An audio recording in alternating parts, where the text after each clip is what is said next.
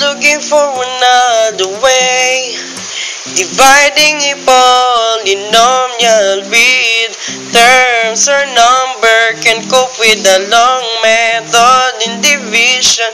Now we will teach a useful way, synthetic division, a shorthand or shortcut method dividing polynomial with binomial. It is also used to find the remainder, also the quotient too, finding the zeros or the roots of the fraction that's given to you.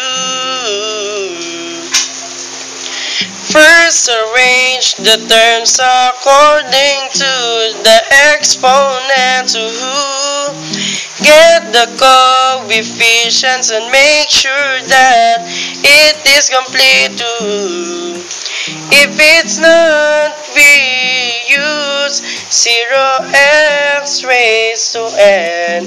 Use 0x raised to n, 0x raised to n. Equate the given binomial to 0.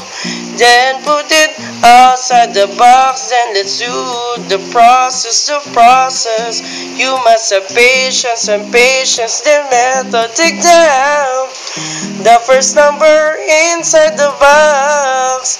Then multiply it to the divisor and place the product under the next number inside the box. Yeah.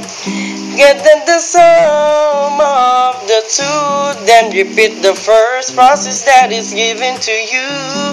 Just think it's easy so you can do it very, very well. You and I will learn synthetic division and how it is used. And you and I will enjoy this special lesson, Mathematics 4. La la la la la la la la la la la la la la la la la la la la. Now you are done in doing the process. These numbers are quotient. The remainder is the last one. You and I will learn synthetic division and how it is used.